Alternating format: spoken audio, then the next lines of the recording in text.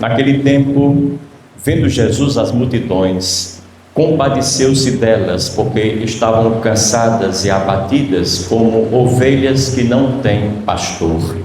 Então disse a seus discípulos: a messe é grande, mas os trabalhadores são poucos. Pedi, pois, ao dono da messe que envie trabalhadores para a sua colheita. Jesus chamou os 12 discípulos e deu-lhes poder para expulsarem os espíritos maus e para curarem todo tipo de doença e enfermidade. Estes são os nomes dos 12 apóstolos. Primeiro, Simão, chamado Pedro, e André, seu irmão. Tiago, filho de Zebedeu, e seu irmão João. Filipe e Bartolomeu, Tomé e Mateus, o cobrador de impostos. Tiago, filho de Alfeu, e Tadeu. Simão, o zelota, e Judas Iscariotes, que foi o traidor. Jesus enviou estes 12 com as seguintes recomendações: não deveis ir aonde moram os pagãos, nem entrar nas cidades dos samaritanos. Ide antes às ovelhas perdidas da casa de Israel. Em vosso caminho anunciai: o reino dos céus está próximo. Curai os doentes, ressuscitai os mortos, purificai os leprosos, expulsai os demônios. De graça recebestes, de graça deveis dar. Palavra da salvação. Então, caros irmãos e irmãs, permitam-me uma reflexão que sempre o faço juntamente com vocês. E por que com vocês? Porque eu aprendi desde sempre que toda comunicação, ela pressupõe uma boca que fala e pelo menos 2 ouvidos que escutam. Às vezes a boca de quem fala pode não estar tão inspirada quanto desejável, mas se os ouvidos de quem escuta estiverem bem atentos, bem abertos, diligentemente propensos a escutar, a palavra continua vigorante, continua fazendo o seu trabalho dentro da gente. Por falar em palavra, o Evangelho de hoje tem algumas palavras-chave sobre as quais nós podemos refletir e tirar proveito naturalmente para nós. A primeira palavra que nos salta aos olhos é compaixão. Compaixão. Jesus, vendo as multidões, compadeceu-se delas.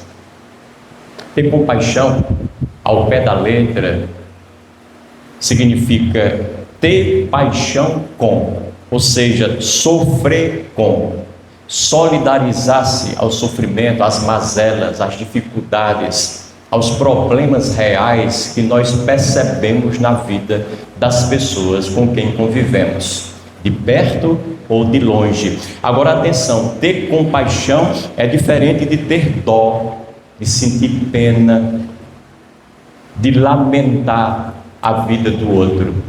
São coisas totalmente distintas e já veremos por quê. Primeiro, acho até que nenhum de nós deve ter pena de ninguém. Cada pessoa está vivendo conforme escolheu viver. Aquilo que nós estamos experimentando e passando não deixa de ser fruto das escolhas, das opções que nós fomos fazendo ao longo da nossa vida. Naturalmente, algumas vezes mais conscientes, outras vezes menos, outras vezes totalmente inconscientes, mas isso não tira a afirmativa de que tudo que a gente vive é fruto da opção que a gente faz lá atrás e agora está recebendo a paga, está tendo as consequências. Se alguém, por exemplo, decidiu desde cedo viver de uma forma correta no sentido da alimentação, se poupando de excessos, naturalmente vai ter uma vida mais equilibrada. Pelo menos tem tudo para ter. Se alguém decidiu comer tudo sem nenhuma exceção, porque o importante é viver, tudo que foi feito é para a gente saborear e curtir, e eu vou aproveitar, e lá na frente é acometido de uma doença grave, naturalmente esse alguém fez por onde chegar lá. E aquele primeiro não pode se compadecer do segundo no sentido de ter pena ou ter dó. Não. Ele viveu essa experiência, ele fez opções por ele próprio, conscientemente ou não, mas fez. Gozou aquilo que achava que tinha que gozar no tempo dele. Eu me privei de um monte de coisa, porque eu achava que o gozo real é lá na frente. É lá do meio para frente a gente poder viver uma vida mais serena, mais tranquila, sem tantas doenças para nos atormentar. Eu paguei o meu preço lá atrás. Ele está pagando o preço dele agora, aqui na frente. Não tenhamos pena de ninguém, porque é um tipo de sentimento que não ajuda a pessoa sobre a qual a gente está tendo dó, e nem nos ajuda também. É um impasse que a gente não consegue resolver, o impasse da pena, porque ninguém é mais certo ou mais errado na sua maneira de ser ou de viver. Às vezes a gente olha para uma pessoa e diz: meu Deus do céu, aquela pessoa está com uma vida desgraçada, sempre comparando a vida que nós temos, ou a um padrão de vida ideal que nós carregamos conosco na nossa cabeça e alimentamos como se fosse o parâmetro verdadeiro, às vezes o único e absoluto. Olhe, ninguém está mais errado ou mais certo. Cada pessoa tem um padrão de funcionamento que lhe pertence, é seu e somente seu. Nenhum de nós tem o padrão do outro e repete o padrão do outro. O que nos cabe fazer é procurar entender minimamente como é que o outro funciona, para perceber que ele está funcionando relativamente bem no padrão dele. Eu jamais me encaixaria ali, mas eu tenho um outro padrão. A minha forma de funcionar e de viver é outra, totalmente distinta. Então é preciso que nós tenhamos esse discernimento. Daí a necessidade quase que imperativa da gente ter compaixão. Voltamos a essa palavra forte do Evangelho de hoje. Jesus Cristo era alguém que teve compaixão. Compaixão significa perceber que cada pessoa com quem eu convivo, de perto ou de longe, tem os seus motivos e as suas razões para dizer o que diz, para viver como vive, para fazer o que faz. Nós podemos olhar e, a partir dos critérios que possuímos para avaliar, podemos não gostar, podemos recriminar, podemos achar algo totalmente equivocado, mas a pergunta é outra: qual foi a formação dessa pessoa? Como é que ela é? O que é que ela recebeu ao longo da sua vida? O que é que faz a configuração da cabeça e do coração dela para ela agir como ela age? Quando a gente procura se colocar no lugar, mesmo que não consiga, a busca da gente já gera uma empatia e uma compaixão. A gente já dá ao outro o benefício da dúvida. Ele é assim porque tem razões para ser. Quem sabe, se eu tivesse a vida dele, se eu vivesse a experiência dele, se eu tivesse a história que ele teve, tivesse passado pelos percalços que ele passou, enfrentado as dores que ele viveu, as saudades, as ausências, a falta, a carência, quem sabe eu seria do mesmo jeito. Então nessa hora a gente se afasta e deixa o outro caminhar, sem muito julgamento, sem atirar pedras e muito menos sem querer obrigatoriamente corrigir ou alterar uma vírgula que seja naquilo que é a jornada do outro. Compaixão significa isso.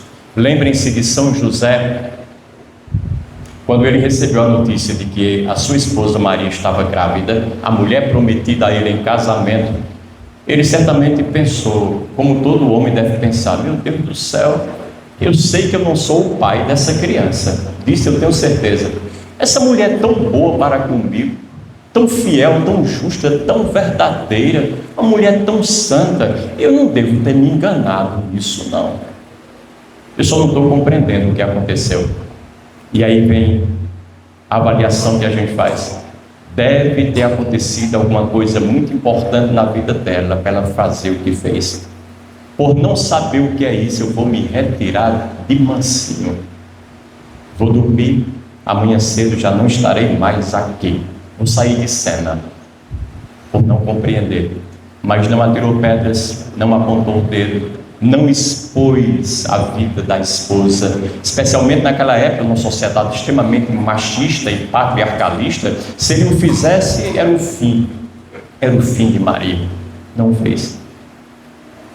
Diante de qualquer comportamento muito desvairado, completamente distinto daquilo que é o seu padrão, antes de julgar e condenar, pense consigo: alguma coisa muito importante está acontecendo na cabeça e no coração dessa pessoa. Aconteceu na vida dela para que ela pudesse agir da forma com que está agindo. Eu não sei o que é, mas certamente essa coisa existe. Isso muda a relação da gente, o olhar da gente, a interação da gente, e ao mesmo tempo faz de nós mais compassivos, mais empáticos, mais humildes, mais justos, porque nós geralmente somos muito injustos na relação com as pessoas, porque julgamos a partir do que vemos. O que nós vemos é muito pouco, quase nada. Deus que vê tudo não julga, nós que não vemos nada, nos arvoramos do direito inalienável e legítimo de julgar, de condenar, de marginalizar, de expor a vida dos outros de qualquer maneira. Esse primeiro aspecto é um puxa-vanco de orelhas na vida da gente. Depois, nessa perspectiva, cada pessoa desenvolve a capacidade para viver como vive, e às vezes também para sofrer como sofre, suportar aquilo que para nós, no padrão de funcionamento que nós temos, diferentemente do dele ou dela, seria insuportável, mas aquela pessoa não. Lembro-me que quando eu era muito pequeno, a diferença de idade de meu pai para minha mãe era muito grande. Meu pai era viúvo, casou-se com minha mãe jovem, e eu fui fruto do segundo casamento. A diferença era de 33 anos de idade, de meu pai para minha mãe. Para vocês terem uma ideia, que eu acho uma coisa curiosa sempre dizer, que quando meu pai ficou viúvo, no mesmo ano que a primeira mulher dele morreu, minha mãe nasceu. Ele esperou que ela crescesse e tal, depois casou-se com ela, naturalmente sem saber. Não combinaram isso não combinaram isso. A diferença era grande. Logo, o padrão de funcionamento pela própria idade de um relativamente ao outro era totalmente diferente, era distinto. E eu era muito menina, não conhecia. Às vezes minha mãe ficava choramingando por ali, criava rixa com meu pai, por várias razões, algumas incompatibilidades. E eu era pequeno, mas eu ficava muito do lado de minha mãe. E eu ficava pensando comigo: ela deveria deixar esse velho para trás. Na hora que eu tinha raiva do meu pai. Depois de algum tempo eu fui perceber que o problema era meu, não era de minha mãe. Eu é que, no lugar da minha mãe, no padrão de funcionamento que eu tinha já na época, seria insuportável viver aquela experiência daquele jeito e sofrer aqueles sofrimentos que ela sofria, calada e chorosa no seu cantinho. Mas ela não. Ela foi forjada, ela foi trabalhada, ela adquiriu envergadura, costas largas para aguentar o que aguentou, porque quando ela se casou com ele, sabia da diferença enorme de idade e que algumas coisas iriam aparecer, frutos dessa diferença tão distante. Então, às vezes, a gente sofre porque acha que o outro não é capaz de sofrer o que está sofrendo, mas ele está muito bem, obrigado, no lugar dele. Ela está muito bem, obrigado, no lugar dela. Nós é que, estando lá, talvez não aguentássemos, mas eles aguentam. Essa necessidade que a gente tem de perceber que uma coisa é uma coisa, outra coisa é outra coisa. Nesse sentido, uma pessoa é uma pessoa, outra pessoa é outra pessoa. Ele é ele e eu sou eu. Ela é ela e eu sou eu. Somos sempre padrões diferentes que estão funcionando diferentemente. A segunda palavra do Evangelho de hoje é uma palavra vocacional, é a palavra messe. Quando Jesus diz: a messe é grande, mas os trabalhadores são poucos. Essa não é uma palavra apenas para quem vai ser padre ou freira, não é uma palavra para quem vai ser religioso. A missão de cuidar do mundo, de ajudar as pessoas, de salvar a humanidade, o planeta, de contribuir com a vida, é uma missão transversal a todos nós. Ninguém está fora dessa necessidade e dessa responsabilidade. Cada um que existe já existe com essa tarefa a ser desenvolvida. E às vezes o nosso problema é que nós não assumimos isso. Nós vamos delegando o poder aos outros, terceirizando a nossa vocação, a nossa tarefa humana de criar humanismo e humanidade em torno da gente, a partir do que acontece dentro da gente. Então a gente vai, por exemplo, como católico, a gente não faz absolutamente nada como sujeito, como protagonista. A gente vai deixando na mão dos padres, dos dirigentes religiosos, dos pastores. Eles vão rezar por nós. Padre, reze por mim, padre, o senhor está tão perto de Deus. Ledo é engano. Qual é a distância maior de uma pessoa e de outra pessoa para Deus? Absolutamente nenhuma. Todos nós estamos à mesma distância do sol. Se queimar a uns, expostos às mesmas condições dos outros, assim queimará a todos. Então é preciso que a gente não decline dessa responsabilidade de assumir a tarefa da gente. O pai, na hora da reunião de pais e mestres do colégio, manda a mãe, vá lá, resolva lá. Você tem tempo. Por que essa mãe tem mais tempo se ela também trabalha fora como o pai trabalha? E às vezes tem uma dupla jornada porque trabalha em casa, como às vezes o pai não trabalha, alegando que já passou o dia inteiro fora. E quando não tem dupla jornada com a de fora, a de dentro é mais do que duplicada. Então por que um tem que ir, a gente tem que delegar todo o poder a ele e responsabilidade? Não, vamos lá. Isso me pertence, isso é meu e eu vou fazer. Então aqui nós temos uma tarefa importante para cuidar do mundo, porque não existe mais ninguém fora de você. Coloque isso na sua cabeça. Ninguém vai fazer, porque não existe ninguém para fazer. Ainda que eu tenha uma empregada, 2 ou 3 na minha casa, eu preciso fazer. Fui eu quem sujei esse último copo à meia-noite, não foi ela, não foi minha esposa, não foi minha filha. Então sou eu que tenho que limpar esse copo. Não vou deixar nenhum ônus, nenhum peso, nenhuma pendência mal resolvida nessa noite de hoje, porque amanhã já tem as suas próprias pendências, já tem as suas próprias necessidades e todo mundo tem a sua tarefa. Eu vou realizar a minha. Não serei peso para quem quer que seja. Não deleguemos nada para ninguém. Não posterguemos. Não empurremos com a barriga. Não deixemos para quem quer que seja a qualquer lugar. Terceira palavra é uma palavra e um apelo de integração do ser humano.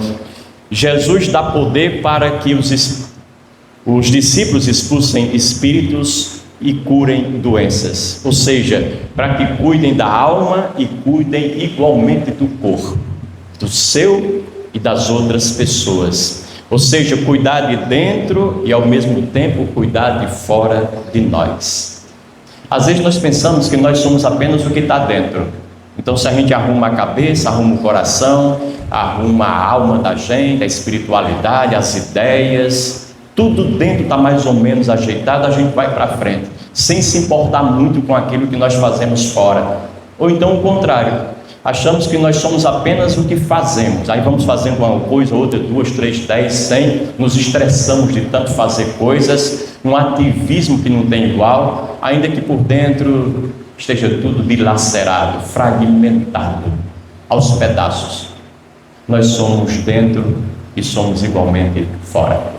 Por isso que o trabalho que a gente tem que fazer é um trabalho holístico, inteiro, totalizante. A gente cuida daquilo que é a demanda interna, à medida em que vai cuidando e organizando as demandas externas. E a nossa interioridade vai influenciando o que há no exterior e igualmente aquilo que a gente faz fora vai respingando e formatando aquilo que está dentro de nós. O cuidado tem que ser inteiro, nós somos dentro e fora e formamos assim uma unidade. Em outras palavras, quem tem uma vida muito desorganizada, um quarto muito bagunçado, de manhã, de tarde, de noite, está do mesmo jeito, revirado, na alegação de que eu não tenho tempo para arrumar isso aí. Essa desarrumação externa da sua vida lá fora, ao seu redor, mais tarde ou mais cedo vai refletir numa desorganização interna, vai bagunçar a sua cabeça, bagunçar a sua alma, seus sentimentos, vai chafurdar o seu coração, vai alterar a qualidade do seu ser. Uma coisa está sempre relativa à outra. Então é preciso que a gente cuide de tudo. Quando eu faço meditação aqui com os grupos, e próxima quinta-feira vai ter, aqui no Brutal, mas também em qualquer outro lugar, tem um momento que eu peço para o pessoal ficar num círculo, colocar as cadeiras e fazer um círculo. E aí a tendência é um círculo muito mal feito, é tudo menos um círculo. Um tem uma cadeira lá para trás, outro para frente, outro por meio, outro está atrapalhando a visão do outro e tal. Ele, vamos organizar esse círculo melhor. E aí vão organizando, ajeitado, e tal. Aí fica um buraco, vamos fechar esse buraco. Qual é o círculo bom? Digo eu para eles, é aquele onde todo mundo vê todo mundo por igual. Aí eles logo organizam, demora um pouquinho. Organizar o que está fora, para que a gente possa organizar o que está dentro. É mais fácil organizar o interior da gente, organizando o exterior, do que o contrário. Esperar que a gente esteja muito bem arrumado por dentro, para que depois o mundo, por reflexo, por consequência, por extensão, se organize. Porque nem sempre a gente consegue se organizar interiormente. Organizemos a nossa exterioridade, isso é mais fácil. Nossas cadeiras, nossos calçados, nossas roupas, nossa casa, nossa lavanderia, nossa cozinha, isso a gente pode fazer em 2 tempos e vai ter um reflexo maravilhoso na vida interior da gente. Esse é um outro aspecto. Uma outra palavra importante, é uma quarta palavra, é um chamamento à individuação. Jesus cita individualmente, chamando pelos nomes os 12 apóstolos. Jesus Cristo dá nome aos apóstolos, fala no nome de cada um, chama cada um pelo seu nome. Ou seja, todos nós somos chamados, porém a missão tem um caráter individual. Eu não sou chamado a fazer a mesma coisa do mesmo jeito do outro, ainda que seja discípulo do mesmo mestre, ainda que seja alguém fervoroso ao mesmo Deus. Não, eu faço aquilo que me cabe e do jeito que eu aprendi a fazer. As pesquisas mostram que nós devemos trabalhar o tempo inteiro para descobrir, afinal, qual é a nossa praia. Toda a nossa tarefa no mundo é descobrir qual é a nossa praia. Cada pessoa tem a sua praia. Cada um de nós tem o seu lugar, um lugar que é apenas seu, de mais ninguém nesse mundo grande de Deus. Cada um de nós tem a sua atividade, uma atividade reservada somente para si e para mais ninguém. E só você vai fazer aquilo, e se não fizer, vai ficar uma lacuna, um buraco, uma fenda, um rombo, para não dizer outra coisa, do tamanho de você, do seu tamanho. É impreenchível, ninguém lhe substitui nesse aspecto. Alguém vai tocar o seu trabalho. Se você está numa empresa e você desiste da empresa, a empresa lhe põe para fora, ou você morre repentinamente, a empresa não vai deixar de trabalhar, de funcionar e de dar lucros porque você saiu do páreo. Não, mas sempre vai deixar uma saudade. Alguém vai dizer, olha, nada como fulano de tal, ele fazia isso de tão diferente, era tão bem feito, uma forma tão zelosa, tão cuidadosa. Ou então vamos dizer assim, graças a Deus que esse sujeito foi extirpado daqui, porque ele era um desastre, e esse agora entrou no lugar dele e faz de uma forma perfeita. Vamos deixar alguma marca para o bem ou para o mal, negativa ou positivamente, mas você que tem que pegar nesse arado e tocar a terra para frente. Então descubra, pelo amor de Deus, a sua praia, o seu lugar no mundo, a sua atividade. E é porque é que nós temos um lugar no mundo. Por que é que tem uma atividade que é apenas nossa e de mais ninguém? Por uma razão muito simples, porque nós somos únicos. Ninguém repete ninguém. Ninguém é igual a ninguém. Mas isso acontece na natureza toda. Umas árvores dessas, milhões de folhas que tem nas árvores, as mesmas árvores das mesmas espécies, num bosque onde só tem aquela espécie de árvore, não tem uma folha sequer igual a outra folha. Se isso acontece com a natureza, que parece irrelevante, quanto mais com você. Não tem ninguém com a sua cara, com o seu jeito, com sua maneira de agir, de falar, de pensar, de raciocinar, de pegar nas coisas e tocá-las. Somente você o faz. Isso para nós é de uma relevância sem igual. Fazer a nossa parte do nosso jeito. Lembro-me quando eu tinha 13 para 14 anos, em Jardim, e já faz mais de 5 anos. Eu lembro que eu era coroinha, por assim dizer, ajudava na missa, e o padre Adalto, na época de saudosa memória, me pediu uma vez, ele estava muito rouco, me pediu no dia anterior para que eu fizesse a homilia, o sermão naquela época, o sermão do domingo seguinte, que era o domingo do dia seguinte. Com 13 anos, eu fiquei assim, surpreendido com aquilo, impactado, mas aceitei o desafio. Eu disse, se ele me pediu é porque ele acha que eu posso. Aí fui para casa, preparei aquilo a noite toda, praticamente sem quase dormir. No outro dia, com os olheiras, tamanho do mundo, eu fiz aquela homilia. Eu tinha, eu acho que menos de 14 anos, porque com 14 eu já saí de Jardim para estudar fora. Naquele dia, eu descobri qual era a minha praia.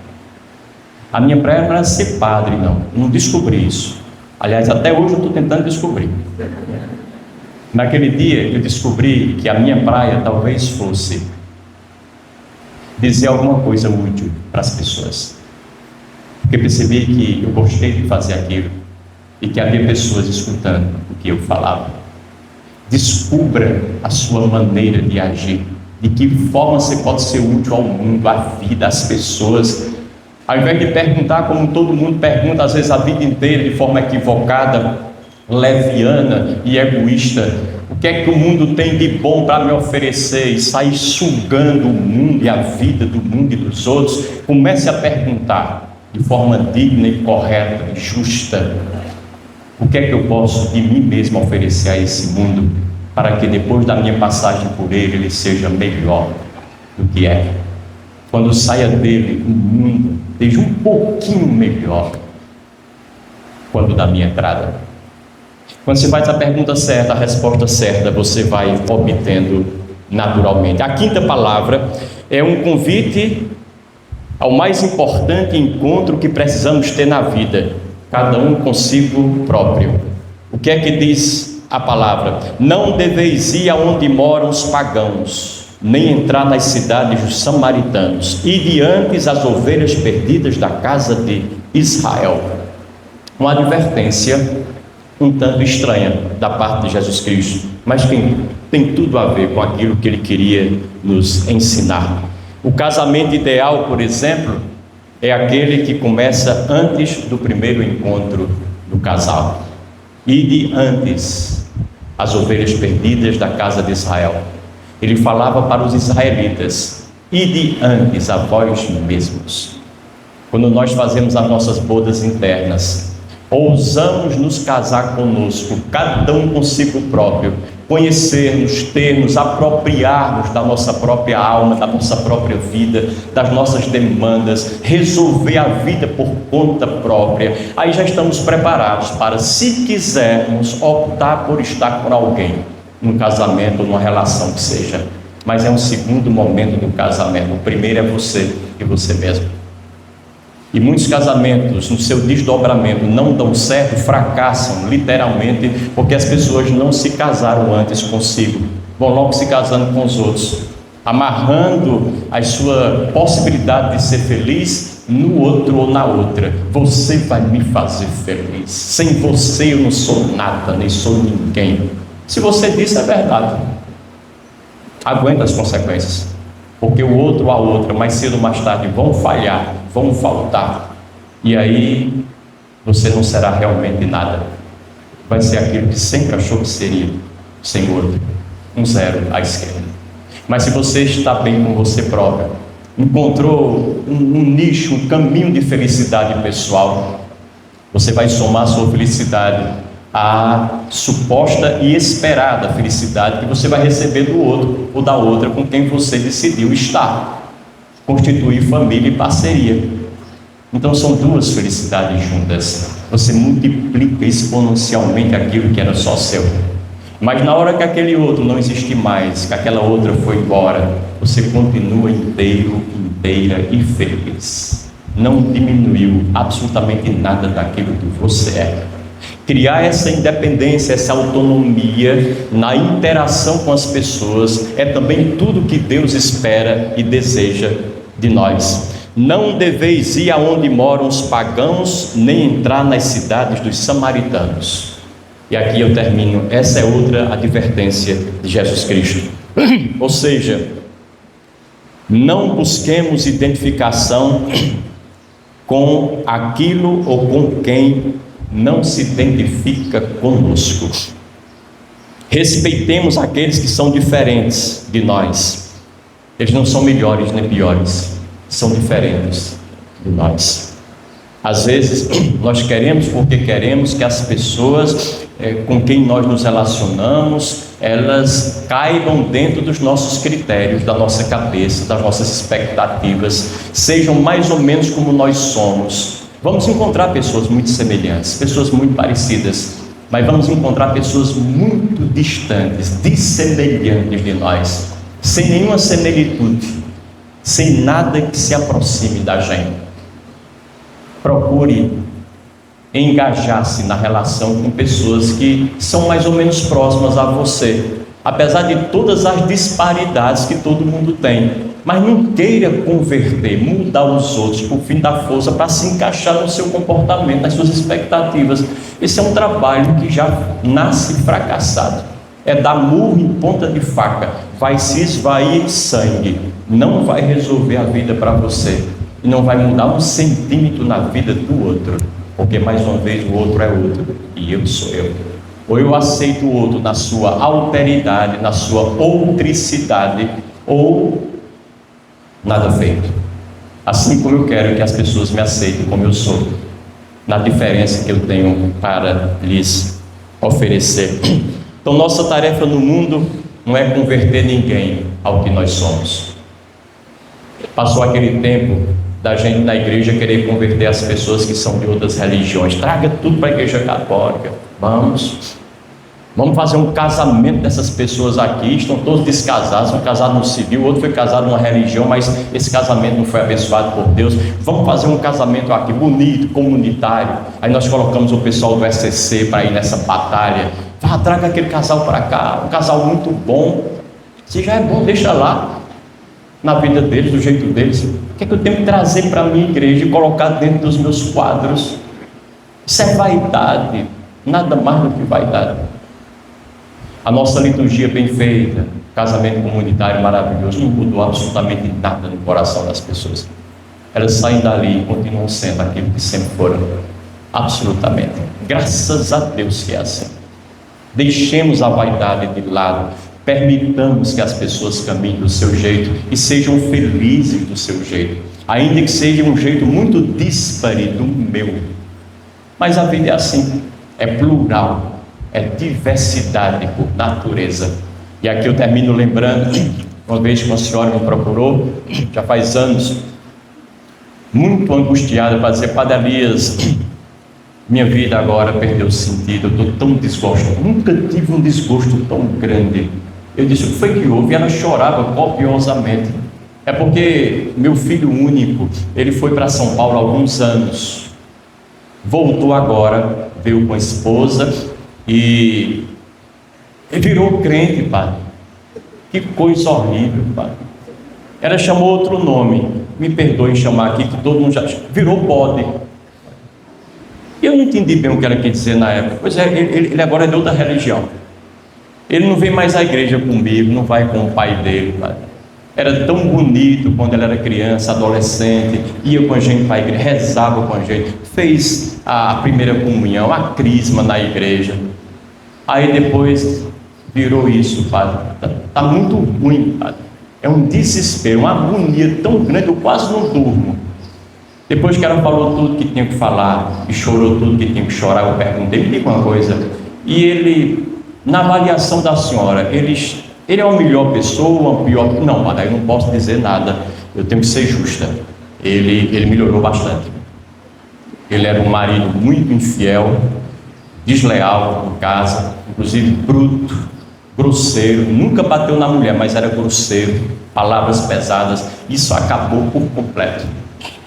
Ele era um pai muito cruel para com os filhos. Graças a Deus, é um ótimo pai, excelente pai. Ele bebia, padre, deixou de beber, totalmente. Eu digo, quer dizer que o rapaz agora é um rapaz bom? Nesse aspecto eu posso dizer que sim. Então o que é que a senhora quer? Deixe o homem ser bom, bata palmas para o seu filho, elogie o trabalho, a presença dele, a vida dele.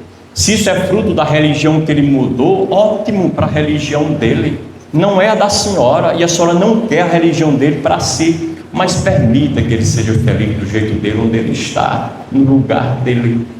Pura vaidade, querer trazer as pessoas todas para o nosso lugar, para ler na nossa cartilha, para viver dentro das quatro paredes em que nós vivemos, do ponto de vista de critérios, de valores, de princípios ou de verdades.